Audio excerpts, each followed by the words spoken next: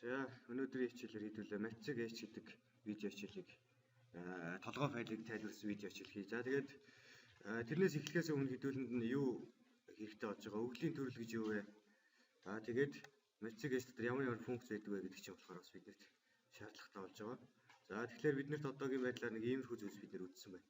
За өвглийн төрөл дээр бидний үзсэн байгаа өвглийн төрөл гэвэл int float double байгаа бол одоо болохоор цааш болохоор long double long гэх зэрэг өвглийн төрлүүдийг ашиглаж болно. Магадгүй double төрлийг авч чаддаг утгаас бүр хальсан их утга авах юм бол long double төрлөө зарлах нь. Тэгснээр бүр хідэн энэ ч одоо оронгийг нь бол бичсэн байж тээ тийм ээ. За энэ double-аас болохоор тэдийн хэмжээний оронгоор илүүгээд харагдаж байгаа. Хоёр дахин их. Одоо float нь 32 бит байхад double нь 64 бит. Харин болохоор long double болохоор 80 бит урттай утгуудыг авах чадвартай болох юм байна. За тэгээ үндсэн математик H толгой байлруугаар энд болохоор биднэрт математикийн функцүүдийг нэгтгэсэн сан гэсэн үг. Одоо бид нар математикийн функцүүдэд ажиллахдаа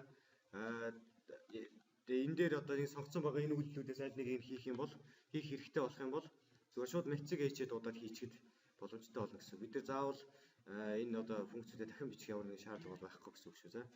За тэгээд жишээлбэл энэ чинь болохоор модуль авдаг функц байна. Apps гэдэг. За тэгээд доошоо гүйлгүүл бас бутгахад оны модуль авах, тэгш оны модуль авах хоёр өөр шүү дээ тийм ээ. За бутгахад авдаг модуль байна. За тэгээд доошоо гүйлгүүл бас arc sinus авдаг томьёо байна, arc cosinus авдаг томьёо байна. Мөн язгуур авна, зэрэг төвшүүлнэ. Гих зэрэг үйлдэлүүдийг харуулсан функц байгаа. За би энэ файлыг та нарт видеоныхоо доор хавсрагч болохоор ороод бүгдийг үсэл үзээрэй. Одоо хэлбэлээ түгээмэл ашиглагдах юугаа дуудаж үгүй. Сангуудаа дуудаж үзье. За ингийн тулд үндсэн сангуудаа дуудахад өстой студиоцыг хаашаа H-д дуудана.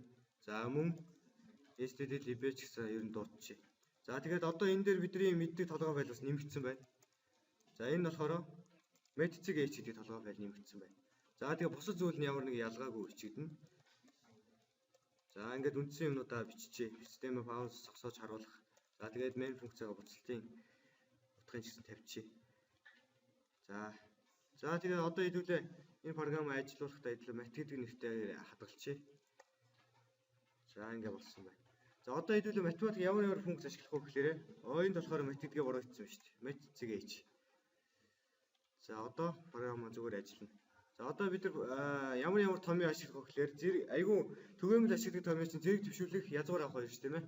За тиймэрхүү тэр хоёроо бичиж гараас нэг утга аваад тэгээ зэрэг төвшүүлдэг язгуур авдаг томьёо бичиж. За тэрнээс өмнө хэдлээ бас нэг програмынхаа юуг тавья. Толгойг нь бас тавья. Гарчиг маягийн өгүүлдэг програмда. За одоо болохоор ямар нэгэн тоон дутаг гараас утга авъя. За би бутгах төрөлтэй за бүхэл төрөлтэй зарчих ихлээр бүхэл төрөлтэй А гэдэг үсэг зарлчихъя. За одоо А-да гараас авчия. За зүгээр А-да гараас авахдаа хэрэглэгчид ойлгомжтой үднээс А гэж хэвлээд одоо болохоор хувь дээ тийм ээ. Бүхэл тондоо гараас авч байгаа болохоор тэгээд А-да гараас авна. За одоо ингээд А-да гараас авсан байгаа болохоор А-да гараас авсан тоонууд дээр ажиллагаа хий. За эхлээд printf дотоод шууд үйлдэл бич болох уу? Болно шүү дээ. За эхлээд зэрэг гэдэг юм бичье. Зэрэг гэдгийг pov гэдэг функцээр бичдэг. За тэгвэл хувь дээ гэдээ одоо бичнэ. Энэ хувь дээ байгаа газар юу гаргана? Хариугаа гаргана. За ингээд одоо болохоор энэнийхээ ард бүхэл доо хэвлэх ёстой. За pov гэдэг нь зэрэг гэж байгаа шүү тийм ээ. Гэхдээ бичигдэл нь ийм байдаг. Pov гэчээд энэ хаалт нээж хаагаад энэ дотор хоёр аргументтай. Энэ даслалын өмнө нэг юм бичнэ, даслалын хойноос юм бичнэ. Тэр нь юу вэ гэхээр А-гийн 4 зэрэг ч юм уу, 5 зэрэг ч юм уу, магадгүй А-гийн А зэрэг байж болно шүү тийм ээ. За ингэж үзье. За тэгвэл одоо А-да би 2 гэж оруулахад хэд гэж авах хэрэгтэй вэ?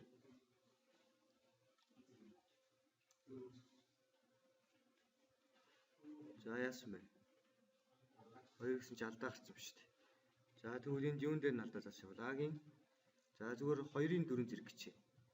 2-ын 4 зэргийг гаргая гэж үзье л да. За тэгвэл 4 гэвэл pov 0. За өгшний чи бас ямар алдаа хийчихвэ? Өдрийн printf дээр яасан?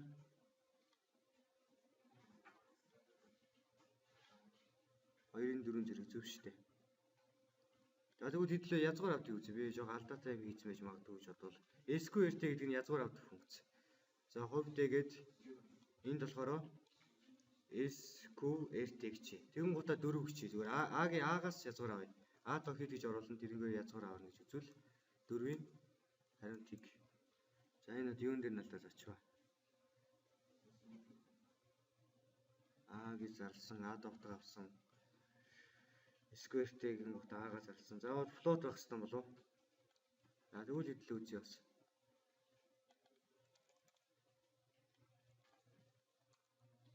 Float авах хэрэгтэй юм байна л да.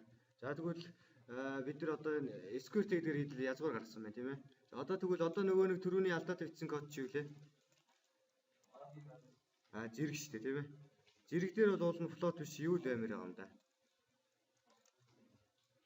OF за дашуу зураас юм. За ингэн гутаа одоо пөө хүчээд А-гийн 2 зэрэг.